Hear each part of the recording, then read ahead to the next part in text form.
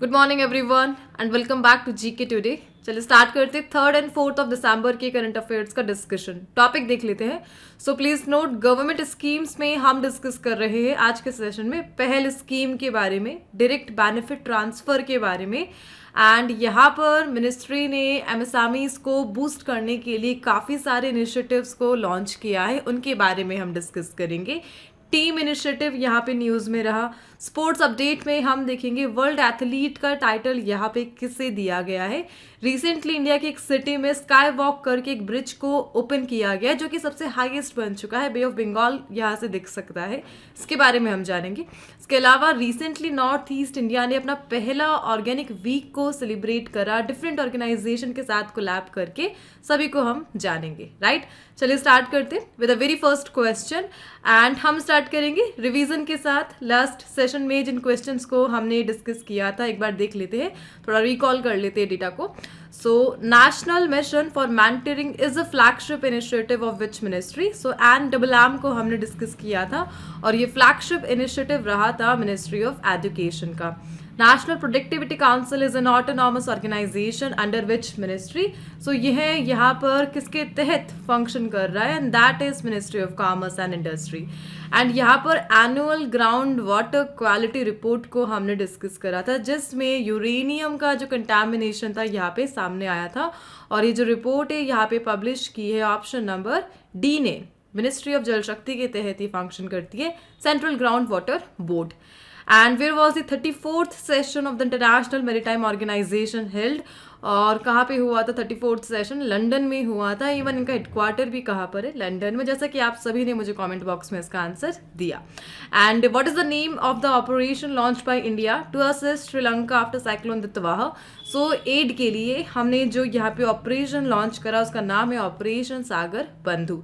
NCRRI national coral reef research institute, और कौन सी ministry इसके लिए responsible? And that is option number D, ministry of environment, forest and climate change. And what is the name of the fourth ship of the Nilgiri class, or you can say Project 17A? So यहाँ पे recently Indian navy ने मुंबई में deliver करी fourth ship जिसका नाम है option number C, INS Taragiri. First and second कौन सी थी? Nilgiri and Udaygiri. And the Indian pharmacopoeia commission is an autonomous institution under function under which ministry?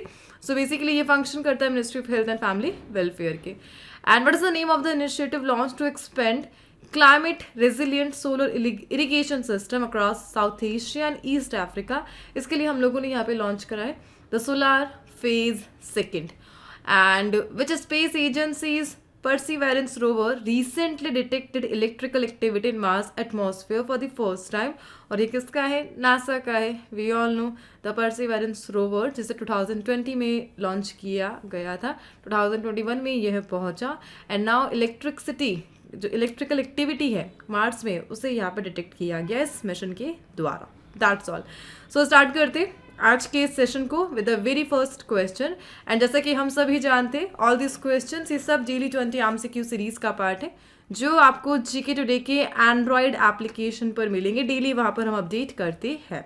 The first question so यहाँ पे हम स्टार्ट कर रहे गवर्नमेंट स्कीम्स के साथ, एंड माइनॉरिटी कम्युनिटी से यह रिलेटेड है। क्या बता सकते हैं इंडिया में कितनी कम्युनिटीज है जिन्हें यहाँ पे माइनॉरिटी का स्टेटस दिया गया है under the ministry of minority affair? 6 है, उनका नेम आपको पता है। क्वेश्चन हम डिस्कस करते हैं। What is the name of the central sector scheme launched for the socio-economic empowerment of 6 notified minority communities? So यहाँ पर जो 6 माइनॉरिटी कम्युनिटीज़ इंडिया की, just like Muslim, Sikh, Buddh, Jain, Parsi and other, so उन सब के वेलफेयर के लिए एक सेंट्रल सेक्टर स्कीम को यहाँ पे लॉन्च किया गया था 2024 में। एंड रिसेंटली इस स्कीम का कुछ डेटा हाईलाइट किया गया, and that's why question current affair में आ गया। स्कीम का नाम है PM विकास स्कीम। PM विकास का फुल फॉर्म ध्यान रखना है, प्रधानमंत्री विरासत का संवर्धन। 2024 में मिनिस्ट्री ऑफ माइनॉरिटी अफेयर ने इसे लॉन्च करा सो दैट इंडिया की जो 6 माइनॉरिटी कम्युनिटीज़ है उनके वेलफेयर पर, सोशल इकोनॉमिक गैप को कम करने के लिए फोकस किया जा सके। अच्छा, यहाँ पे हाल फिलहाल में कौन सा डेटा हाईलाइट करा है मिनिस्ट्री ने? सो द डेटा इज कि बेसिकली इस स्कीम का गोल क्या है? एम्प्लॉयमेंट, लाइवलीहुड, लीडरशिप स्किल, इन सबको बूस्ट करना, और सम 3% सीट्स को यहाँ पे रिजर्व रखा गया है फॉर द PWD जो कैंडिडेट है उन सभी के लिए। सो यहाँ पर यह सब एम्प्लॉयमेंट दे रही है और स्किल मैनेजमेंट, स्किल डेवलपमेंट कर रही है इन माइनॉरिटी कम्युनिटीज़ में। एंड हाल ही फिलहाल में पीएम विकास स्कीम के तहत ये जो काम किया है गवर्नमेंट ने, उसका डेटा हाईलाइट किया गया, जिसमें बताया गया कि जिसने ये टेंडर लिया है एम्प्लॉयमेंट देने के लिए और स्किल डेवलपमेंट के लिए, that is project implementing agencies. So यहाँ पर यह लोग 75% जो प्लेसमेंट है उसे मैंडेटरी यहाँ पर शो करेंगे पीएम विकास स्कीम के तहत, और जिसमें से 50% का जो एम्प्लॉयमेंट है वो तो होना चाहिए ऑर्गेनाइज्ड सेक्टर में, और ऑर्गेनाइज्ड सेक्टर के लिए जो क्वालिफिकेशन है वो अप्रूव होनी चाहिए NSQF से। कौन है NSQF? National skill qualification framework, जो स्किल को देखकर, एजुकेशन को देखकर यहाँ पर ऑर्गेनाइज्ड सेक्टर में जो काम है उसका लेवल स्टैंडर्ड फिक्स करता है। सो यही सभी के लिए जो डिटेल्स है वो राज्यसभा में यहाँ पे शेयर की गई पीएम विकास के लिए, एंड दैट्स वाई ये क्वेश्चन अभी न्यूज़ में आ गया। नाउ हमें यहाँ पे डिस्कस करना है पीएम विकास को। 2024 में इसे मिनिस्ट्री ने लॉन्च करा। 6 कम्युनिटीज़ के वेलफेयर पर यह काम कर रही है। कौन सी ये 6 जो माइनॉरिटी कम्युनिटीज़, जैसे कि मैंने आपको नाम बताया, जैन है, बुद्ध है, मुस्लिम है, पारसी है, क्रिश्चियन है एंड सिख है। ठीक है, टोटल 6 यहाँ पर हो चुकी है। एंड इंडियन कमीशन इन्हीं के वेलफेयर के लिए पीएम विकास पर काम कर रहा है। एग्जाम में जो क्वेश्चन यहाँ पे पूछा गया पीएम विकास से, द फर्स्ट, कि इसका पुराना नेम क्या था, इसने रिप्लेस किसे किया है, एंड कुछ अदर फैक्ट्स कि कोलैब किसके साथ किया गया पीएम विकास के लिए।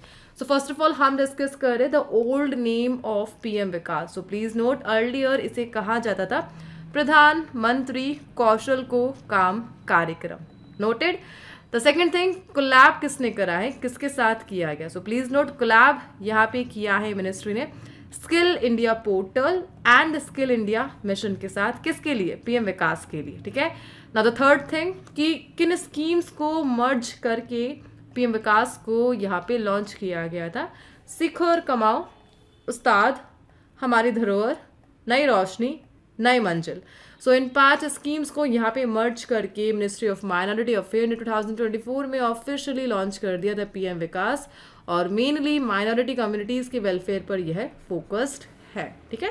सो यहाँ पे सब काम कर रहा है इसे इम्प्लीमेंट करने के लिए। कौन कौन? Just like national skill qualification framework, जो कि जितना भी स्किल डेवलपमेंट हुआ है उसका स्टैंडर्ड यहाँ पे फिक्स कर रहा है। प्रोजेक्ट इम्प्लीमेंटिंग एजेंसीज, जो यहाँ पे एम्प्लॉयमेंट और स्किल डेवलपमेंट पे काम कर रही है, सो दैट 75% प्लेसमेंट यह लोग देंगे ऐसा यहाँ पे इंश्योर किया जाएगा। और इन सब की डिटेल राज्यसभा में पहुंची, एंड दैट्स वाई। ठीक है, चलिए आगे बढ़ेंगे। हम कुछ अदर क्वेश्चंस को हम यहाँ पे डिस्कस कर रहे हैं। The topic is PM schemes है। सो पीएम वर्ड को हमने यहाँ पे टारगेट बनाया है, एंड उसी से रिलेटेड कुछ क्वेश्चंस को हम यहाँ पे रिवाइज कर रहे हैं। Just like the question, which ministry received the award for outstanding contribution to the implementation of the PM Janman scheme? So PM Janman scheme को implement करने के लिए जो award है वो Ministry of Women and Child Development को दिया गया। PM कुसुम के लिए जो nodal ministry, ministry of new and renewable energy. PME drive का गोल क्या है? इंडिया में इलेक्ट्रिक व्हीकल को प्रमोट करना, यही इसका मेन गोल है। एंड एक स्टेट ने पीएम मोदी की 75th बर्थडे पे नमो गार्डन्स इनिशिएटिव को लॉन्च करा था। एंड किस स्टेट का इनिशिएटिव था? महाराष्ट्र का इनिशिएटिव था। ये है इंडिया का पहला पीएम मित्र पार्क मध्य प्रदेश में ओपन किया गया। पीएम विश्वकर्मा स्कीम यहाँ पे किस मिनिस्ट्री ने इम्प्लीमेंट करी? That's the question. So MSME ministry का काम है ये। कौन है कैबिनेट मिनिस्टर? श्री जितिन राम मांझी है। And the Daruma doll recently gifted to PM Modi in Japan और is modelled after which Indian monk. So बौद्ध धर्म के अकॉर्डिंग डिज़ाइन किया गया द डारुमा डॉल को, जिसे रिसेंटली पीएम मोदी को गिफ्ट किया गया बाय द जापान। चलिए आगे बढ़ते। The next question here again एक स्कीम को हम डिस्कस कर रहे। स्कीम का नाम है direct benefit transfer of LPG, और इसी स्कीम को पहल स्कीम के नाम से भी जाना जाता है, जिसके तहत गवर्नमेंट ऑफ इंडिया एलपीजी के कनेक्शंस यहाँ पे डिस्ट्रीब्यूट कर रही है इंडिया में। सो प्लीज नोट, इस स्कीम को 2015 में लॉन्च किया गया था, द पहल स्कीम। एंड यहाँ पर पहल का जो फुल फॉर्म है दैट इज आल्सो इम्पॉर्टेंट। पहल का नाम है प्रत्यक्ष हस्तांतरित लाभ स्कीम, और इसे कहा जाता है direct benefit transfer of LPG as well. So Ministry of Petroleum and Natural Gas ने इसे लॉन्च करा 2015 में. हरदीप सिंह पुरी जी एट प्रेजेंट कैबिनेट मिनिस्टर है.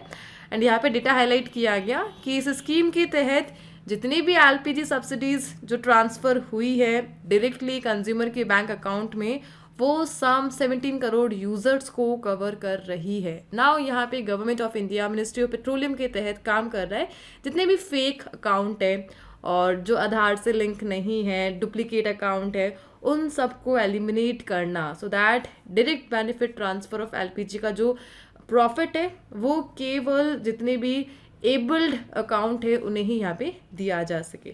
सो यहाँ पे recently common LPG database platform news में रहा. पहले स्कीम में इन लोगों ने डुप्लीकेट एंड इनएलिजिबल अकाउंट जो आधार, बैंक, राशन कार्ड और tax identification number, other details को यूज़ करके यहाँ पे फेक अकाउंट बने हुए, उन सबको एलिमिनेट किया गया. ठीक है, इसी के साथ यहाँ पर PMUY स्कीम भी हाईलाइट में रही. कौन सी ये PMUY स्कीम? प्रधानमंत्री उज्ज्वल योजना, जिसके तहत एलपीजी कनेक्शन को डिस्ट्रीब्यूट किया गया था. सो सम यहाँ पर 8.63 लाख जो इनएक्टिव PMUY कनेक्शन है उन्हें यहाँ पे टर्मिनेट किया गया इसी एलिमिनेशन प्रोसेस के द्वारा. एंड दैट्स वाई PM ये जो पहल स्कीम है न्यूज़ में आ गया द DBTL पहल स्कीम. ठीक है, बस हमें यही जानना था. एंड ओवरऑल द यहाँ पे जो कॉन्सेप्ट है डायरेक्ट बेनिफिट ट्रांसफ़र, इसे हम जान सकते हैं. सो इसे गवर्नमेंट ऑफ इंडिया ने 2013 में लॉन्च करा था, सो दैट जितने भी वेलफेयर स्कीम है उनका जितना भी बेनिफिट है वो टाइमली यहाँ पे कंज्यूमर्स को डिस्ट्रीब्यूट किया जा सके. जो भी सब्सिडीज़ है बिना किसी डिले के फटाफट से अकाउंट में पहुँच जाए. एंड दैट्स वाई यहाँ पे डायरेक्ट बेनिफिट ट्रांसफ़र को लाया गया था. और डायरेक्ट बेनिफिट ट्रांसफ़र के तहत ही DBTL जो कि एलपीजी के लिए थी 2015 में यहाँ पे लॉन्च किया गया. ठीक है, दैट्स ऑल. चलिए आगे बढ़ते. The next question here, and who was named the world athlete of the year in 2025. So recently यहाँ पर एक सिटी में अवार्ड सेरेमनी होस्ट की गई, वर्ल्ड एथलेटिक्स अवार्ड सेरेमनी, जिसमें मैन एंड वेमेन के जो टाइटल है the world athlete of the year वो किन्हें दिया गया 2025 के लिए. So please note the name. Men category में the name is Armand Duplantis. इन्हें आपने काफ़ी सारी सोशल मीडिया की जो रील्स है उसमें देखा होगा. अरमान डुप्लांटिस स्वीडन से यह बिलोंग करते हैं. सो इन्हें यहाँ पे world athlete of the year main category में दिया गया है. द थिंग इज यह टाइटल अरमान डुप्लांटिस थर्ड टाइम विन कर रहे, जीत रहे. थर्ड टाइम टाइटल है इनका यह सेम. और इससे पहले इन्होंने कब कब ये टाइटल जीता है वो ईयर भी आपको ध्यान रखने. 2020 एंड 2022 में सेम टाइटल इन्हें मिल चुका है. नाउ 2025 का टाइटल भी मैन कैटेगरी में इन्हें ही दिया गया, द स्वीडन के प्लेयर अरमान डुप्लांटिस. नाउ वेमेन को हम डिस्कस कर लेते हैं. सो वेमेन यहाँ पर USA से बिलोंग करती जिनका नाम है सिडनी मैक्लाफ्लिन लैवरोन. सो इन्होंने world athlete of the year women category को जीता है. एंड द थिंग इज यह इनका सेकंड टाइम टाइटल है. इनसे पहले इन्होंने सेम टाइटल को 2022 में क्लेंच किया था. ना 2025 भी इनके नाम पर यहाँ पर हो चुका है. इसके अलावा जो एडिशनल अवार्ड यहाँ पे दिए गए हैं, so please note Armand Duplantis को men's field athlete of the year का टाइटल भी यहाँ पे दिया गया है. एंड सिडनी मैक्लाफ्लिन लेवरोन को यहाँ पे women's track athlete of the year का टाइटल भी दिया गया है. ओवरऑल ये जो अवार्ड सेरेमनी है कहाँ पे हुई थी? एक यूरोपियन नेशन है और वर्ल्ड का सेकंड स्मॉलेस्ट नेशन है जिसका नाम है मोनाको. सो मोनाको यूरोपियन नेशन, यहाँ पे यह सेरेमनी हुई थी द वर्ल्ड एथलीट सेरेमनी, जिसमें मैन एंड वुमेन के टाइटल यहाँ पे दिए जा. इसके अलावा इन लोगों ने जो यहाँ पे अचीवमेंट की है वो हाईलाइट की जा रही है. जस्ट लाइक मैक्लाफ्लिन लेवरोन, इन्होंने 42 ईयर ओल्ड रिकॉर्ड को यहाँ पे तोड़ा, किसमें? विमेंस 400 मीटर, और कहाँ पर? टोक्यो में. और यह फर्स्ट टाइटल रहा इनका वर्ल्ड टाइटल्स में 400 मीटर में, फ्लैट एंड हर्डल्स दोनों कैटेगरीज पे. That's all. हम आगे बढ़ेंगे. The next question. अच्छा, सेकंड सिटी तो मैंने आपको बता दी वर्ल्ड की सबसे स्मॉलेस्ट एक्चुअली कंट्री. फर्स्ट कौन सी है ये आप बता दीजिए मुझे कमेंट बॉक्स में, जो इटली में लोकेटेड, एग्जैक्टली रोम में. चलिए आगे बढ़ते. The next question. Where was India's longest cantilever glass sky walk inaugurated? So India का longest cantilever glass sky walk को हम डिस्कस कर रहे हैं और रिसेंटली इसका इनोग्रेशन किया गया कहाँ पर? इसका आंसर है ऑप्शन नंबर सी, विशाखापट्टनम में। So recently Visakhapatnam metropolitan region development authority in लोगों ने ओपन कर दिया है इंडिया का longest cantilever glass sky walk Visakhapatnam में। 862 फीट हाइट है इसकी। व्यू सिटी का ये ऑफर करता है, बे ऑफ बंगाल को आप देख सकते हो। उसकी कैपेसिटी 100 पीपल है होल्ड करने की, but at A time 40 visitors को यहाँ पे अलाउ किया गया है। विंड की स्पीड यहाँ पे 250 किलोमीटर पर आवर है इस हाइट पर। That's all. सो ध्यान रखना है आपको, इंडिया का longest cantilever glass sky walk Visakhapatnam में रिसेंटली इनोग्रेट किया गया। चलिए आगे बढ़ते। द नेक्स्ट क्वेश्चन, कुछ अदर क्वेश्चंस को हम यहाँ पे रिवाइज कर रहे जो रिलेटेड है लॉन्गेस्ट वर्ड से। Just like which country's president has become the world's longest serving and oldest president at the age of 92? और ये कैमरून के प्रेसिडेंट रहे थे। And where is Indian railway commission the country's longest elevated grid separator bridge? Madhya Pradesh में। India second longest cable stay Sigandur bridge inaugurated कहाँ पर? कर्नाटका में। Longest flyover girder कहाँ पे लॉन्च किया गया? महाराष्ट्र में। एंड प्रोजेक्ट वाटरवर्थ वर्ल्ड का longest under sea cable system किसने लॉन्च करा है? मेटा ने इसे लॉन्च करा है। एंड वर्ल्ड का लॉन्गेस्ट एक्सप्रेस वे टनल जिसका नाम है टियानशिन शेंगल टनल, और किस कंट्री ने इसे यहाँ पे लॉन्च किया था? चाइना का यह है। चलिए आगे बढ़ते द नेक्स्ट क्वेश्चन। सो यहाँ पे हम देख रहे गवर्नमेंट ऑफ इंडिया के वह एफर्ट जिसके कारण इंडिया के एमएसएमईज स्टार्टअप्स इनमें जो ग्रोथ रेट है उसे अचीव किया जा सकता है। ओवरऑल यह सब कंट्रीब्यूट करेंगे इंडिया की जीडीपी को बढ़ावा देने में। सो स्कीम यहाँ पे आई है the team initiative, trade enablement and marketing initiative, and it has been launched under which scheme? So please note, इसे यहाँ पे लॉन्च किया गया है रैम्प स्कीम के तहत। रैम्प स्कीम का फुल फॉर्म क्या है? Raising and accelerating MSME performance scheme. So ramp scheme का पार्ट है टीम इनिशिएटिव। इसमें किया क्या जाएगा? बजट कितना है? किसने इसे लॉन्च करा है? सो मिनिस्ट्री ऑफ एमएसएमई के तहत ये फंक्शन कर रही है। इसका बजट है 277.35 करोड़ और 2024 से 27 तक यह फंक्शन कर रही है। और मेन गोल क्या है?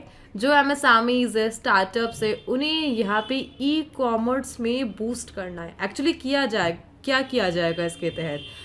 जस्ट थिंक, अगर आपका कोई बिजनेस है उसके तहत गवर्नमेंट ऑफ इंडिया आपको एक प्लेटफॉर्म दे रही है टीम इनिशिएटिव के तहत। उस प्लेटफॉर्म को यूज़ करके आप अपने प्रोडक्ट्स को उस प्लेटफॉर्म के थ्रू पैन इंडिया में सेल कर सकते हो।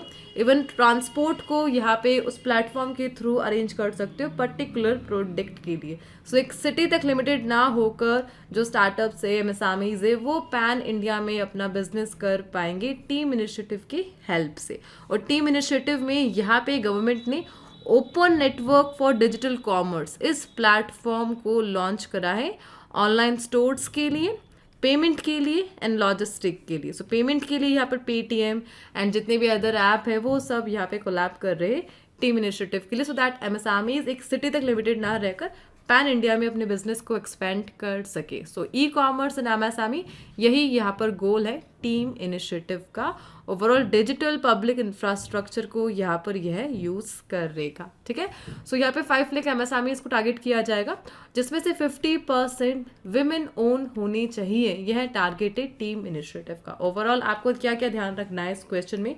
टीम इनिशिएटिव एक central sector scheme, the ramp scheme का सब स्कीम है, इसी का पार्ट है। Team initiative is a part of a ramp scheme और इसका बजट क्या है? 277.35 करोड़। That's all.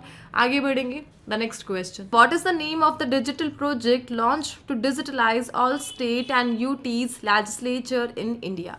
सो यहाँ पे गवर्नमेंट ऑफ इंडिया पूरे एफर्ट्स लगा रही है इंडिया के जितने भी लेजिस्लेचर है इन्हें पेपरलेस बनाने के लिए। और इस पेपरलेस बनाना ये सब किसका पार्ट है? 2015 में गवर्नमेंट ऑफ इंडिया ने यहाँ पे लॉन्च करा था digital India initiative. So national e विधान एप्लीकेशन यहाँ पर पार्ट है डिजिटल इंडिया मिशन का, जिसके तहत गवर्नमेंट ऑफ इंडिया जितने भी लेजिस्लेचर है उन्हें यहाँ पर पेपरलेस बनाएगी और यहाँ पर ऑल स्टेट्स एंड यूटीज़ को टारगेट किया जा रहा है। स्कीम का नाम क्या है? नेशनल ई विधान एप्लीकेशन। नाउ अपडेट यहाँ पे क्या सामने आई है? सम 28 स्टेट एंड यूटीज़ की जो लेजिस्लेचर इन लोगों ने एक एमओयू साइन करा है और इस MOU के थ्रू यह सब नेशनल ई विधान एप्लीकेशन को इम्प्लीमेंट करेंगे। सो 20 लेजिस्लेचर यहाँ पे फुल्ली डिजिटल हो चुकी है, पेपरलेस है, एंड ये सब पार्ट है इससे डिजिटल इंडिया इनिशिएटिव का। ओवरऑल यहाँ पे 37 स्टेट और जो भी यूटीज़ है उन सबको डिजिटलाइज किया जाएगा। स्टेट और यूटीज़ का एडिशन 37। सो यहाँ पे नेशनल ई विधान डिजिटल इंडिया प्रोग्राम का पार्ट है, एंड इसका मेन गोल क्या है? कंप्यूटराइजेशन, कैपेसिटी बिल्डिंग, एंड जो भी डिजिटलाइज ओल्ड रिकॉर्ड है उन सबको एक जगह कलेक्ट करना, फंडिंग, यह सब इसका मैनेजमेंट, यही गोल है द नेशनल ई विधान एप्लीकेशन। ओवरऑल पेपरलेस, बस आपको यही ध्यान रखना है, दैट्स ऑल। आगे बढ़ेंगे the next question. Digital India program की डेट हमें फिक्स पता होनी चाहिए, 1 जुलाई 2015। The next one, so sports update पे हम डिस्कस करें सुल्तान अजलान शाह कप 2025। कौन रही होस्ट कंट्री? मलेशिया इस बार 2025 की होस्ट कंट्री रही थी इस कप के लिए। Now the question, Sultan Azlan Shah cup किस गेम से एसोसिएटेड है? सो प्लीज नोट, हॉकी से यह रिलेटेड है। एंड रिसेंटली 2025 के इस एडिशन में इंडिया ने सिल्वर मेडल जीता है, और हमने किस कंट्री से हार यहाँ पर हासिल करी उसके बारे में हम जानेंगे। तो रिसेंटली इंडिया ने सिल्वर मेडल जीता, और हमें यहाँ पे जो डिफीट है किसने दी? बेल्जियम ने। और यहाँ पर बेल्जियम के एक प्लेयर न्यूज़ में रहे जिनका नाम है थिबू स्टॉकबॉरेक्स। सो इनका नाम ध्यान रखना है। सबसे ज़्यादा गोल इन्होंने स्कोर करे, और इंडिया जो क्वालिफाई नहीं कर सका गोल्ड मेडल, उनका रीज़न यह बने थिबू स्टॉकबॉरेक्स, ठीक है, इनका नाम ध्यान रखना है। एंड ओवरऑल हमें यहाँ पे सिल्वर मेडल मिला, बेल्जियम को यहाँ पे गोल्ड मेडल मिला, एंड इंडिया 6 ईयर्स के गैप के बाद यहाँ पे रिटर्न हुई है और रनर अप बनकर उभरी, that's all. So second most successful team है हम यहाँ पर 5 टाइटल के साथ। और ऑस्ट्रेलिया के बाद please note, Sultan Azlan Shah cup में सबसे फर्स्ट मोस्ट सक्सेसफुल टीम कौन सी है? ऑस्ट्रेलिया, 10 टाइटल है इनके पास। और सेकंड कौन है? India with 5 title, that's all. Overall Sultan Azlan Shah cup कब से स्टार्ट चल रहा है? 1983 से यह चल रहा है। Australia is the most successful team. इस बार होस्ट कंट्री कौन था? मलेशिया। द नेक्स्ट वन, सो यहाँ पे हम डिस्कस कर रहे वर्ड ऑफ द ईयर, और यह जो टाइटल है दिया है ऑक्सफोर्ड यूनिवर्सिटी प्रेस ने। सो अगेन हम एक नए वर्ड को जानेंगे। याद है आपको लास्ट हमने डिस्कस किया था ब्रेन रॉट। नाउ हम डिस्कस कर रहे word was selected as the word of the year 2025 by Oxford University Press, and that is rage bet. So rage bet होता क्या है? Sensational news. सोशल मीडिया में कोई भी आप कुछ देखते हो, सेंसेशनल जो बनती है, आपको एक्साइट करे, इंगेजमेंट को बढ़ावा करना, एंगर को प्रोवोक करना, सो यह सब इस वर्ड का मीनिंग है, रेज बेट। सेंसेशनल कंटेंट को यहाँ पे इंक्रीज करना, that is the raise bet, so that engagement को लाया जा सके। सो 2025 में ऑक्सफोर्ड यूनिवर्सिटी ने इस वर्ड को यहाँ पे वर्ड ऑफ द ईयर यहाँ पे डिक्लेयर करा, और इसका जो ऑनलाइन यूजेज है ट्रिपल यहाँ पे हो चुका है। एंड अटेंशन और इंगेजमेंट से करना, यही इस वर्ड का ओवरऑल मीनिंग है। एंड इसके अलावा इस वर्ड ने कुछ अदर वर्ड्स को यहाँ पे पीछे कर, जस्ट लाइक और a farming and bio hack. Moving on, so कुछ अदर वर्ड्स को हम देख रहे हैं। So which word was selected as the Cambridge dictionary word of the year, and that is parasocial. और which word has been selected as Oxford word of the year 2024, and that is brain rot. So brain rot तो आपको पता ही है, and parasocial Cambridge Dictionary की तो 2025, Oxford का 2024 का brain rot, and 2025 का कौन सा बन चुका है? that is rage bait. That's all. चलिए आगे बढ़ते the next one. So north east India का पहला ऑर्गेनिक वीक यहाँ पे ऑर्गेनाइज किया गया। किसने इसे ऑर्गेनाइज किया उसके बारे में हम जान रहे हैं। Which state hosted the first north east India organic week, and that is Meghalaya. Meghalaya ने लॉन्च करा है। कोलैब किसके साथ किया गया? एपीडा के साथ इसके लिए कोलैब किया गया है। यहाँ पर एक international federation of organic agriculture movement organic Asia है, इनके साथ कोलैब करके मेघालय ने लॉन्च करा नॉर्थ ईस्ट इंडिया का पहला ऑर्गेनिक वीक। ठीक है, कोलैब बॉडीज का नाम यहाँ पे ऑलरेडी हाईलाइटेड है। 4 डे का इवेंट था जिसमें एपिडा ने फीचर करा बायर सेलर मीट। ओवरऑल यहाँ पे नॉर्थ ईस्ट इंडिया के जितने भी प्रोडक्ट्स हैं उन्हें शो किया गया। फार्मर्स की इनकम को बूस्ट करने के लिए 13 कंट्रीज़ के डेलीगेट्स ने यहाँ पे अटेंड करा इसे, और नॉर्थ ईस्ट को, मेघालय को अपने ऑर्गेनिक प्रोड्यूस के लिए यहाँ पे ग्लोबल विजिबिलिटी को दिखाना है, एंड दैट्स वाई जो नॉर्थ ईस्ट है उसे बनाना है ग्लोबल ऑर्गेनिक हब, और यही सब गोल है the north east India organic week का 2025 में। इसका पहला एडिशन यहाँ पे मेघालय में ही होस्ट किया गया। एपीडा को देख सकते हैं हम। एपीडा किस मिनिस्ट्री के तहत काम करता है? सो please note, ministry of commerce and industry के तहत यह यहाँ पे फंक्शन करता है। अच्छा, एपीडा का काम क्या है? एक्सपोर्ट को प्रमोट करना, यह इनका यहाँ पर काम है। आगे बढ़ेंगे। The last question of the day, so which institution has launch India's indigenously developed digital platform IND app for MSMEs। Again India यहाँ पे MSMEs को प्रमोट करने के लिए डिजिटल ऐप्स को यहाँ पे लॉन्च कर रहा है, जिसे इंडिजिनसली यहाँ पे बनाया गया। और किस इंस्टीट्यूट ने इसे बनाया? NIRDC ने इसे बनाया, national industries research and development council. एक ऑटोनॉमस बॉडी है जो मिनिस्ट्री ऑफ MSME के तहत ही यहाँ पे काम करती है, और इस प्लेटफॉर्म के थ्रू एक ही सिंगल प्लेटफॉर्म पर MSMEs को सारी इंफॉर्मेशन मिल जाएगी। जस्ट लाइक स्पीड को कैसे इंक्रीज किया जा सके गवर्नमेंट अप्रूवल के लिए, और रियल टाइम मार्केट इंफॉर्मेशन कैसे मिले, फाइनेंशियल सब्सिडीज़ के रिलेटेड जो भी न्यूज़ है वो इस प्लेटफॉर्म से मिलेगी, एक्सपोर्ट रिलेटेड स्कीम्स के बारे में अपडेट मिलेगी, टेक्नोलॉजी अपग्रेड के लिए अपडेट यहाँ पर मिलेगी, और जितनी भी न्यू बिजनेस अपॉर्चुनिटीज़ है यह सब इस प्लेटफॉर्म के थ्रू MSMEs एक्सेस कर पाएंगे। सो बिजनेस अपॉर्चुनिटीज़ को प्रोवाइड करना यही गोल है इस डिजिटल प्लेटफॉर्म का, जिसका नाम है IND ऐप, और इसे लॉन्च करा है NIRDC ने, national industry research and development council, जो कि एक ऑटोनॉमस बॉडी है मिनिस्ट्री ऑफ MSME के तहत। That's all. सो सेशन को आज इस क्वेश्चन के साथ हम एंड करते हैं। अच्छा, आज के जो क्विज के क्वेश्चन है MSME से रिलेटेड है, बिकॉज आज के सेशन की हाईलाइट MSME रहा था। सो इन्हीं सब के आंसर कमेंट बॉक्स में आप सभी प्रोवाइड करेंगे, एंड हम मिलेंगे नेक्स्ट सेशन के साथ।